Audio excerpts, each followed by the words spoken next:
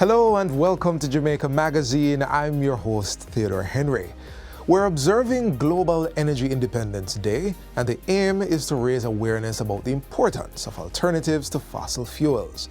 The day also focuses on finding additional energy sources that are renewable and relatively non-polluting.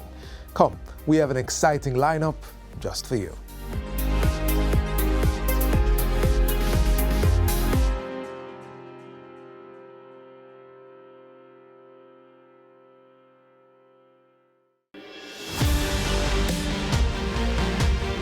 Yes, walk right over there and drop it in the bin.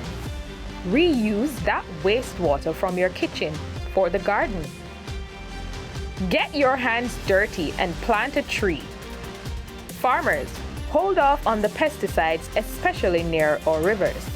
Do your part to protect our watersheds so we can preserve the source of our drinking water. Every act to protect our watersheds counts. Start now.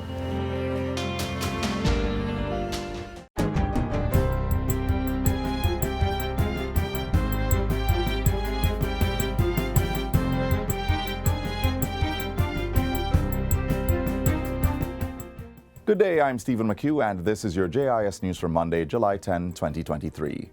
Ground has been broken for the Whitton to Darlaston Road Rehabilitation Project in Westmoreland. The $294 million project will be spearheaded by the National Works Agency, NWA. Construction is expected to be completed over an 8-month period and will be done by Morris Hill Limited. Minister with responsibility for Works, Everald Warmington, says the project will be executed in 2 phases, starting with the Whitton to Highgate section of the roadway, followed by Highgate to Darlaston. He says the project symbolizes the government's commitment to sustainable development and its dedication to improving the lives of citizens. As a government, we strongly believe that an investment in proper infrastructure is a significant investment in the people. Roads and highways are the conduits of trade and commerce, which in turn drive economic growth and improve the quality of life for all. Rehabilitation of the 12-kilometer stretch of roadway will directly benefit residents in both central and eastern Westmoreland. Some NHD contributors will still be able to access benefits directly from the institution even after the External Mortgage Financing Program, EMFP, takes full effect in August. Under the EMFP, which was introduced earlier this year, contributors will apply for their NHD benefits from the entity's financial partners, including banks, credit unions, and building societies. However, the trust will continue to process loans for contributors within its 0% income band. That is, persons earning between minimum wage and $30,000 per week. Where these individuals need additional funding from another institution, those will fall under the EMFP.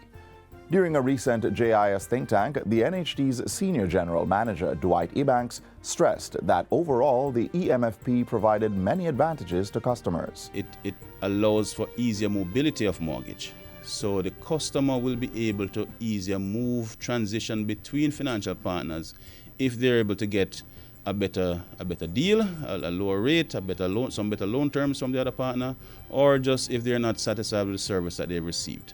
He explains that the NHD will provide monthly subsidies to the financial institutions over the life of the mortgages to compensate them for market return. Since the trust will not have to find lump sums of money to lend contributors, these funds will be available for reinvestment into the construction of houses. Under the new program, the NHC will no longer remit these funds to the financial institution. The institution will use their own funds to give to lend to the customer at the NHC rate.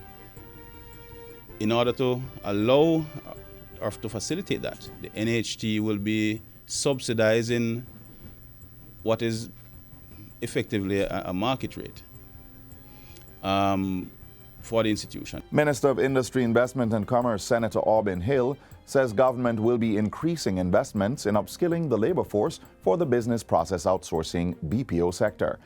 During a recent function, Senator Hill hinted that funding for this was being arranged through the Inter-American Development Bank, IDB.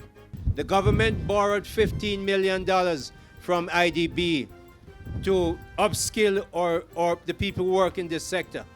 Not not to spend on consumer goods, but to invest in our people. We are upping this substantially, significantly. We're not ready to announce yet how much money is involved, but it's a lot more. And it's to train people. The Hill is also inviting the business community to join in the upskilling of their workers. All across Jamaica, I'm challenging businesses because, frankly, I know working elsewhere, we don't invest enough in upgrading and upskilling our people. So I want to see more of that done. Meanwhile, the industry minister has welcomed the second of three 80,000 square feet buildings planned by IBEX at the GTech Park Business Outsourcing Complex in Portmore. This latest GTech Park facility was officially opened recently. After completion of the third building in 2024, the complex will accommodate approximately 240,000 square feet of BPO operation and employ 1,500 persons per building and up to 4,500 on a shift system. This is a momentous occasion for Jamaica as it marks another milestone in our journey towards becoming a global leader in the BPO and global services sector. The global digital services sector is one of the fastest growing in a very dynamic industry in the world, offering a wide range of services such as customer care, technical support, accounting and advisory support, human resources and more. GTech Park is a $3.5 billion investment by developer Portmore Holdings and its CEO Gordon Tawani. And finally, students at the Bethabara Infant School in Manchester will now have a chance to advance their sensory integrated skills through their new inclusive classroom. The infant school welcomed the debut of a brand new inclusive classroom recently. It was established as a Jamaica 60 legacy project through the collaborative effort of the Ministry of Education, the Early Childhood Commission, and the Digicel Foundation. Executive Director of the Early Childhood Commission, Carleen Deslandes, says this initiative will help diverse learners to maximize their strengths and overcome their challenges. Inclusive education aids children by improving their cognitive, motor, speech, and social and emotional development through communication with their peers. The classroom will include a sensory space that has been meticulously constructed to engage and replicate all senses, with relaxing lights, textured surfaces, and quiet noises for students to explore. Education is at the cornerstone of a thriving society, and we firmly believe at Digicel Foundation that every child, regardless of their ability or differences, deserves an equal opportunity to learn and grow. And that's it for JIS News Today. I'm Stephen McHugh. Thanks for watching.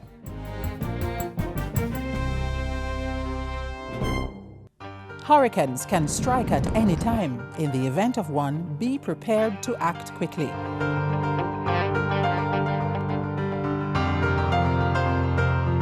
If a hurricane watch or warning has been issued, review your home disaster response plan.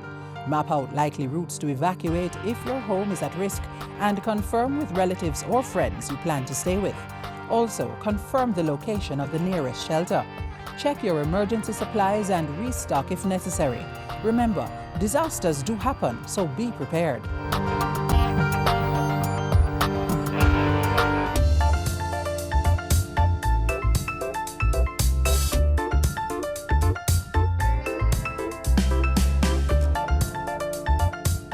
It's one of the most popular means of getting you where you want to go, whether by using public transportation, alone, or as a group. But before you can drive off to your next destination, do you have your driver's license? If the answer is no, here's how to get one.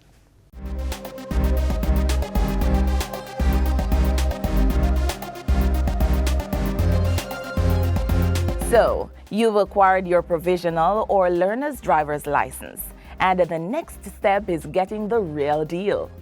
Well, the process for getting each is a bit different, but nonetheless very achievable.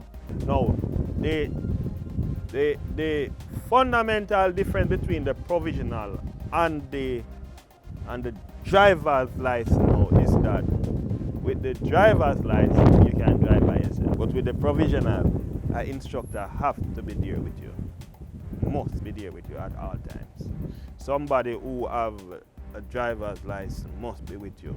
So once you acquire the driver's license now, you can drive by your own. But before we go in to get this piece of document, we must have an idea of the type of license that we're applying for. Here in Jamaica, there are 3 categories available: a motorcycle license, a private license for motor cars only, and a general license, which is for any vehicle including motorcycles and public passenger vehicles. Now it's time to head to an Island Traffic Authority depot. But don't leave these important documents: a completed driver's license application form, signed by a justice of the peace or a notary public, the examination fee receipt, your provisional driver's license or learner's permit, and 3 passport-size photographs, also signed by a JP or notary public. First step we need to do is that we must be successful in the road code test, and we must acquire the provisional driver's license. Now, when you would have gone to your instructor, right? Your instructor would then decide when you are ready to go and do the test. You should prepare yourself for 3 things: the written test, the yard test, and the road test. You need to know how to navigate that motor vehicle, right, safely without hitting down anyone. So you need to be in control of the vehicle, right? Know when to brake, know when to gas, know when to turn, etc. Ensure that you know your road code, right? Know your road signs, know your road markings, know the responsibility of drivers, know the responsibility of other road users. Understand what the road marking signs mean, the white line mean, and know what they mean, and obey them. So those things are very critical, right? So once you know these things, right, then you're ready to do the written test. The written test have to deal with driving questions, driving issues. It's mandatory for all applicants to complete this written test. Individuals are required to read a sentence, then complete the written test where the knowledge of vehicle mechanics will be tested for general license applicants. And after you have passed the written test, then we take it to the yard test. During the yard test, applicants' ability to start on a gradient or hill, parallel park, and reverse will be assessed. So here, so now you learn hill start. Your instructor should teach you hill start, how to start on the hill, so you don't run back and create mayhem and crashing people behind you. So again, controlling the vehicle, very critical, right? So once you have done the hill start, you do the yard test, how you navigate the navigate on the road network. Just as how you would have to navigate out there in the real world. So we put you in that control. It's a control environment, right? So we carry you through that navigatory process. Once you have exercised that safely, right, that is good. Another component of it is that we need to see a reversing skills. We want to see that reversing skill being executed, and we want it to be done safely without creating any imbalances in the traffic environment. Once you have completed the yard test, the yard operations, yes, then we can take you out to the road. Because you'd have proven to us that we must take you out to the road, right? Now, once we have taken you out to the road now, we give you some instructions, and the instructions should be followed, right? And you are assessed again. Once you have passed all 3 components, then a certificate of competence will be issued with respect to you. Now, that certificate of competence now would then be used as the instrument that would allow you to access the technology of a driver's license, right?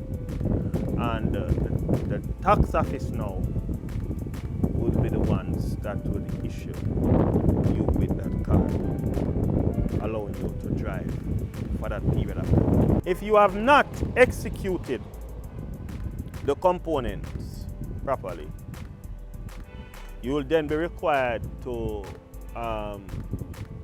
come back, right, to do the components that you have failed, right? So those things would have been documented, what you pass, and whatever you fail, you will be required to come back and do it. And there you have it, the Island Traffic Authority's simple steps to help you achieve your very own driver's license.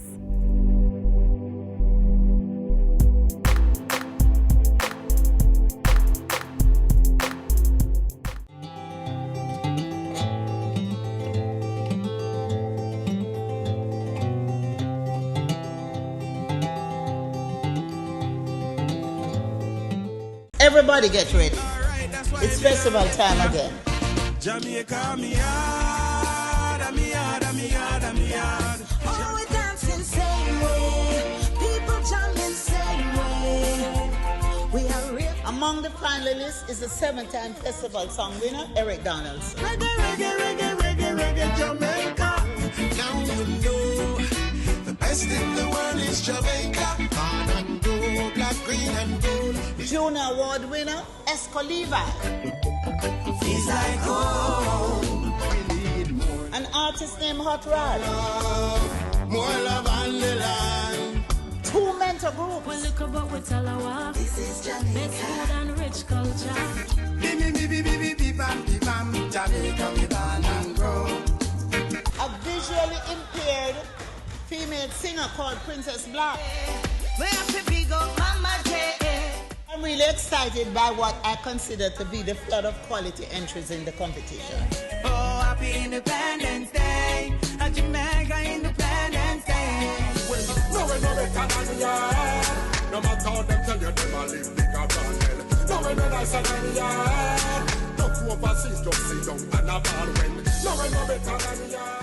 With the approval of several transformation services, Jamaicans can expect more from their local post offices. But have you ever wondered just how the Jamaica Postal Service came to be and its evolution? Let's find out more in this next feature.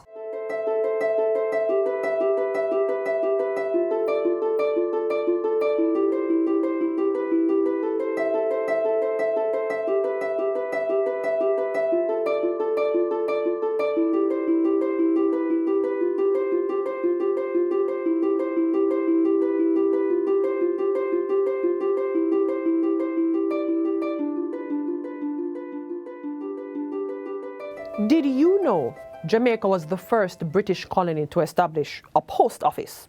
Yes, that's right, a post office. In 1663, King Charles II, the then reigning monarch, instructed Sir Thomas Lynch, Lieutenant Governor of Jamaica, to make the necessary arrangements for the establishment of a post office in the island. But this was met with obstacles, and on October 31, 1671, Gabriel Martin was appointed Postmaster General and was instructed to build the first post office in the then capital, St. Diego de la Vega, now known as Spanish Town. It was known as the Postal Corporation of Jamaica, which operated as a sub-branch of the British Post Office. Soon after, the need for reliable postal services grew, and in 1754, Edward Dismore was later appointed Postmaster General. He then established a network of post offices throughout the island, many of which remain as major post offices today. In 1776, the main post office was moved from Spanish Town to Harbour Street in Kingston, and in 1860 came the ending of its sub-branch status with the British Post Office.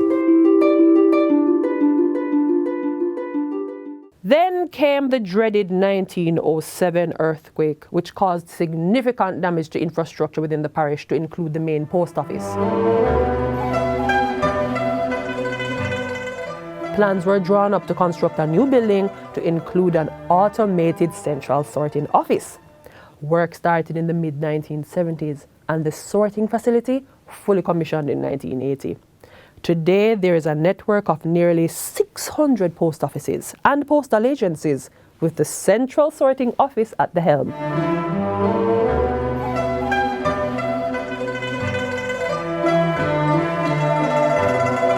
In May of 1858, Jamaica used its first adhesive postage stamp. These were from Britain and were sent to the colony for use by the locals. In 1860, Jamaica got its own postage stamp. The first ones were valued at 1, 2, 3, 4, and 6 pence and a shilling. Soon, the need arose for a halfpenny stamp. the then Postmaster General decided to permit people to cut 1 penny stamps in half, diagonally, and each half would have a recognized value of half a penny. The first pictorial stamp to be used by Jamaica offered a view of Landover Falls in St. Anne. This was in 1900, but the size and color of the stamp were not liked. The stamp was entirely red, and it was known as the bedspread with the Welsh name. So in 1901, Jamaica reissued the stamp in 2 colors, black and red. A set of 4 stamps which featured historic scenes were issued to commemorate the 300th anniversary of British rule in 1955. And in 1956, a series of 16 stamps were issued, showing various local scenery, plants, and animals. When Jamaica gained independence in 1962, these stamps were overprinted with the word independence and the year 1962. Today we see a revolutionized Jamaica with technology at its focus. Now we are able to ship and track mail packaging in real time across the globe with the click of a button. The Jamaica Postal Service has cemented itself as an outstanding service provider, delivering mail items both locally and internationally, the major plank of its core business. And in keeping with the mandate to increase revenue based on customer demands, Jamaica Post has, over the years, expanded its offerings with the introduction of premium services to better serve its customers.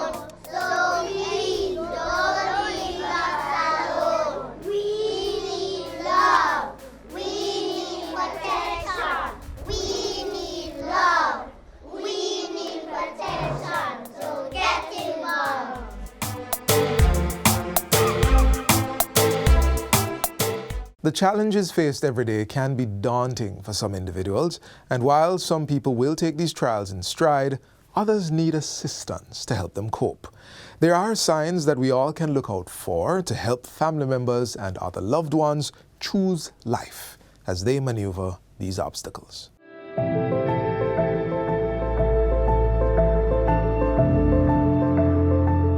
It can be challenging for some people to ask for help, even when it's just what is needed.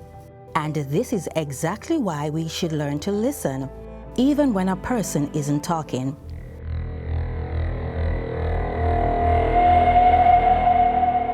Every suicide is preventable. And the only way we're going to be able to prevent these deaths by suicide if we know the warning signs and know how to respond. If you find that someone is saying that they want to kill themselves, whether it is a joke, because some persons say, I was only joking, or whether they are serious, they need to be taken seriously. And one needs to find out what is happening with them. Of course, someone feeling sad and even lashing out is not necessarily a sign that they will harm themselves. But if you want to take a closer look, these counselors recommend using what they call the PIN scale. Assessing someone using this method means you need to identify if there is a plan and also investigate the means of executing that plan. The more detailed the plans that a person has to kill himself or herself, the more likely the person is. The person knows the place, knows the time, and knows the method is much more at risk than the person who just says, I feel like I want to kill myself. Then there's the intensity. the more drastic the method, the more likely the person will complete suicide. In Jamaica, hanging, using the gun, those are the top ways in which people kill themselves. So ask the question, have you had thoughts of hurting yourself? And if you were to do it, how would you do it? And the idea is to be able to separate the person from the means of death. With this in mind, we are able to identify the nearness, as in how near the person is to doing the act. This is usually preceded by some signs. I often say to people, use your eyes, use your ears, and use your nose. What are you seeing? Are you seeing deterioration in the way they carry themselves? Are we seeing deterioration in their energy level? What are we seeing? Then use your ear. What are you hearing them saying? I can't take it any longer. I am a bother. I feel like I want to kill myself. And sometimes the deterioration gets to the point where there is body odor. Use your nose. Is there something going on there where your self-care is so low? If you find that somebody is very depressed and all of a sudden, without any kind of intervention, they're just very happy and bubbly and everything is working well, it could be, as many times it is, that they have now decided that they are going to complete suicide. So they are no longer in the valley of indecision and feeling agitated. Now they are calm because they have made up their minds to complete the act. And so that is why you see that switch. So don't be fooled by it. Talk with them. Sometimes they are so depressed that what they need is to be stabilized by the use of medication. So get them stabilized and use talk therapy. Some who have contemplated suicide have shared that during such a time, they often felt deserted, which brings us to the support factor. Persons who are suicidal need a lot of support because it suggests that they are not coping with different aspects of their lives. And sometimes they believe, one, nobody cares. And that is why it is important to show them that we care by listening to them, by reaching out to them. But also realize that many of us are limited in our own ability to be able to help people who are suicidal. So get help. In Jamaica, there is the Suicide Mental Health Helpline, 888-639-5433. Call the helpline. Get to our counseling agency, Choose Life International, our flagship with counselors across the nation willing to help, 920-7924. Get them the help they need and show them that they are loved and that they are wanted. When somebody has expressed doom and gloom and frustrations in life, it is not a time to condemn them, to tell them how they're worthless and they're good for nothing and they're not going to come out in anything and how they're ungrateful, but love them and care for them and be very deliberate. You don't know the story of the person that you're meeting on the street. You don't know the story of the person you meet at church or at work. You don't know what they went through last night. So be gentle with your words. Be willing to speak life over them. Be positive with them.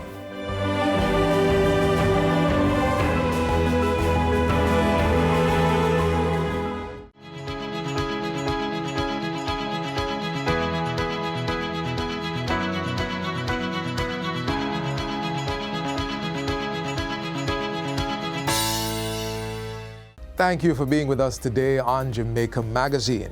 Before we go, take solace in the words of American poet Maya Angelou that no matter what happens or how bad it seems today, life goes on and it will be better tomorrow. Join us again tomorrow for another interesting journey. Of course, you can visit our website, jis.gov.jm, for more news you can use. On behalf of the entire team, I'm Theodore Henry. Thanks for watching.